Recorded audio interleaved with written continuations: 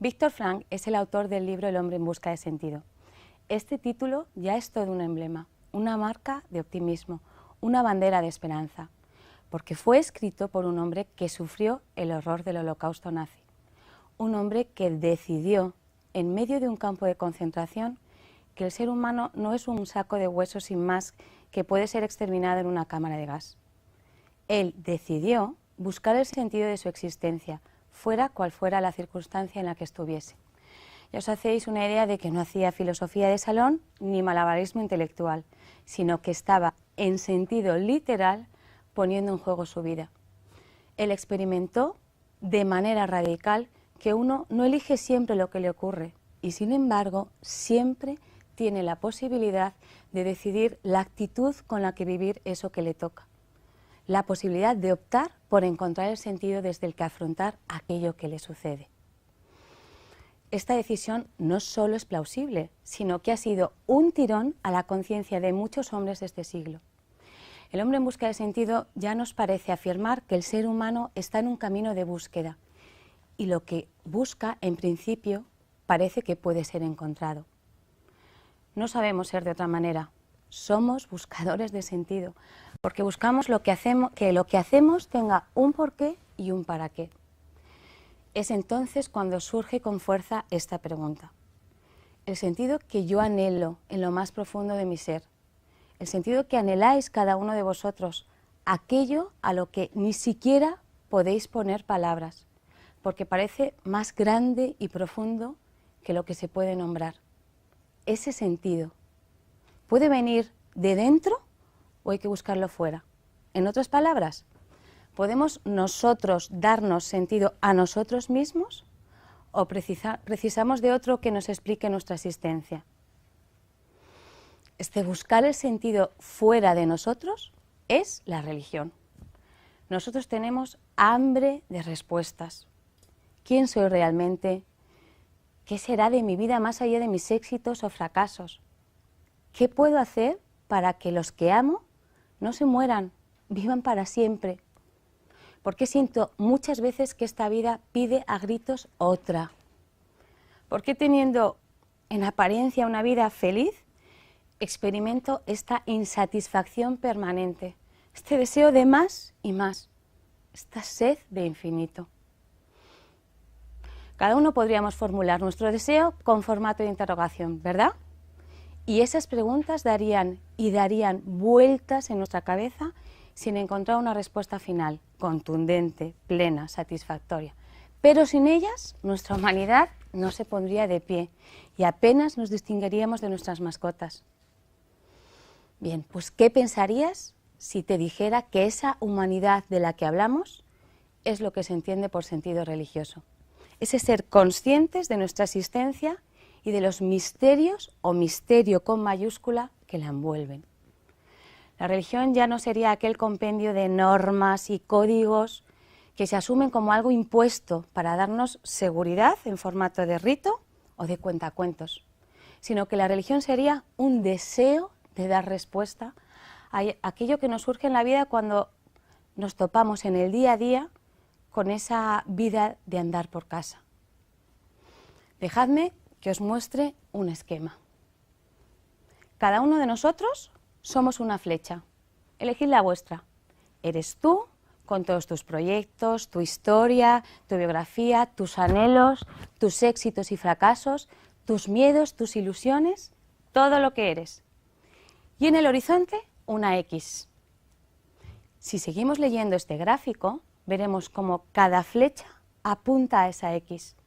Es decir, reconoceremos cómo cada uno de nosotros nos empeñamos por entender algo de fuera, que permanece en el horizonte, para podernos entender a nosotros mismos. Nosotros somos los que nos elevamos a lo divino, en lo que sería un modo ascendente de relación con Dios. Nuestra vida, en definitiva, sería una ecuación en constante tensión por ser resuelta. Todas las religiones que conocemos tienen este esquema, todas menos una. En el cristianismo, esa X se ha adelantado y ha venido al encuentro del hombre, o al menos eso es lo que dicen los que creen en ella. Dios viene a nosotros, en lo que sería un modo descendente de relacionarnos con Él.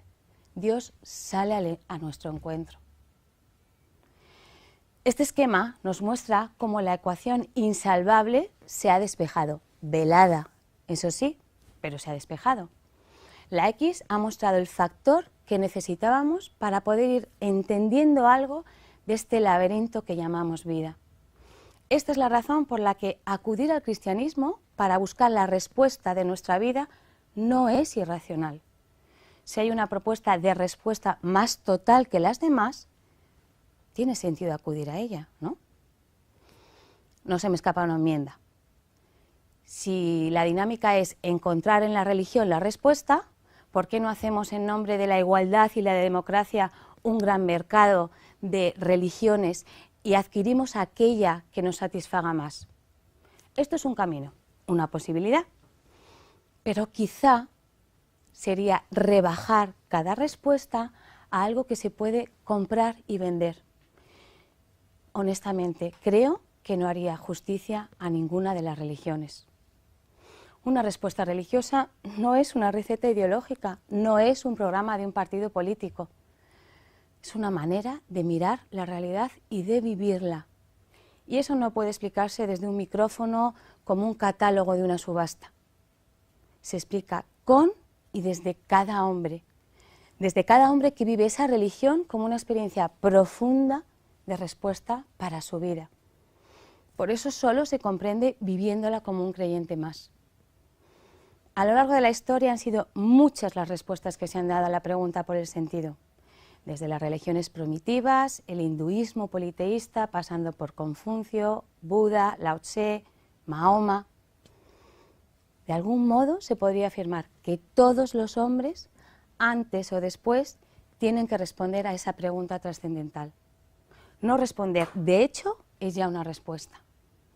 El sentido religioso es algo constitutivo de nuestra naturaleza humana y desde sus orígenes el ser humano ha buscado respuestas más allá de sí mismo, movido por una imperiosa necesidad de encontrar el sentido de su existencia. Entonces, ¿por qué hablaros del cristianismo?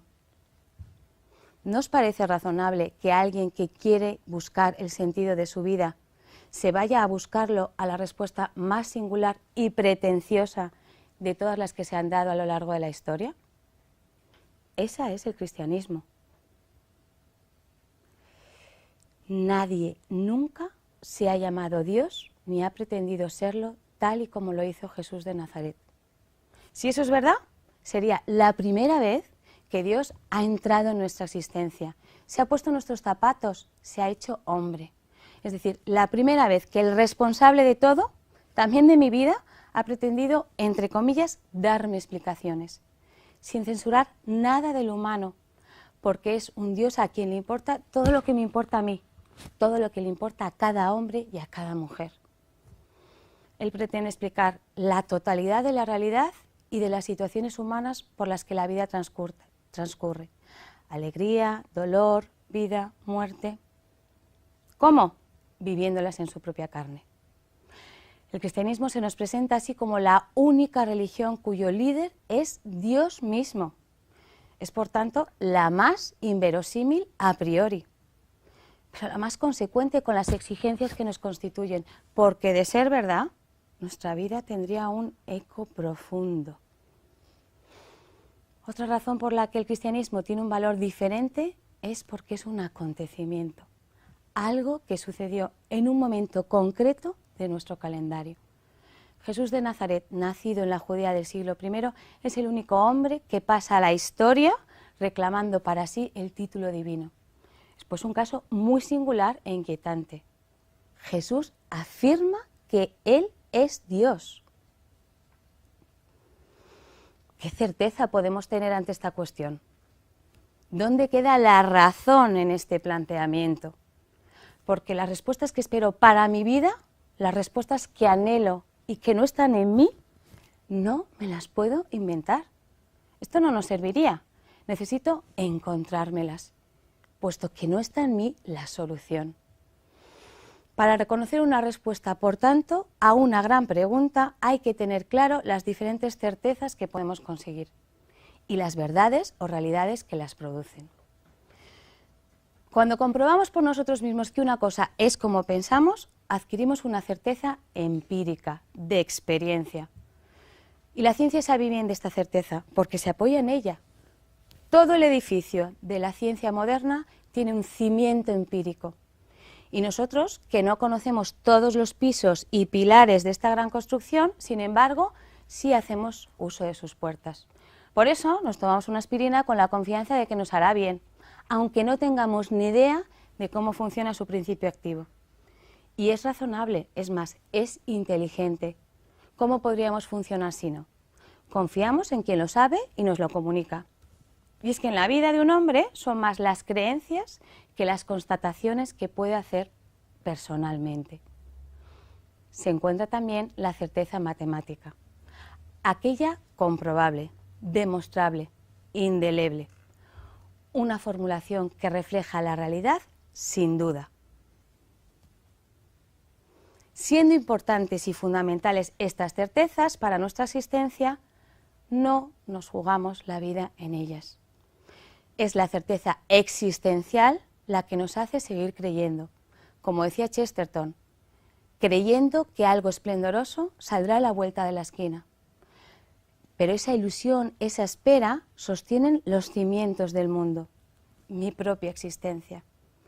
Yo no puedo demostrar que mi madre no me echará veneno en el café, o que no dejará que muera de sed dado el caso, porque sé que me quiere.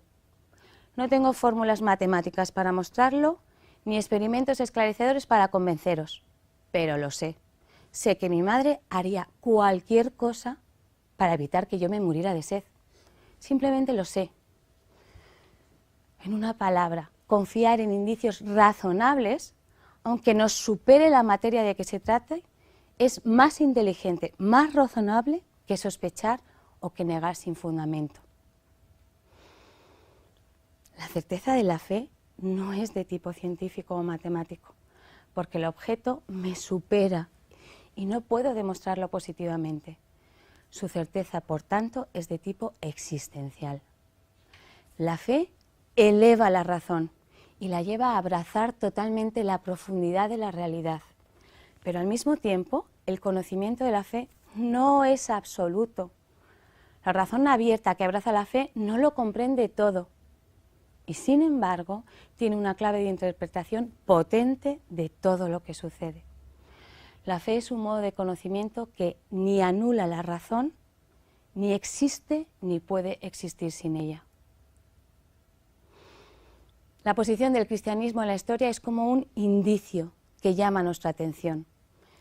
Para comprender la pretensión de Jesús de Nazaret y poder juzgar sobre ella, hay que tomarse la propia vida en serio.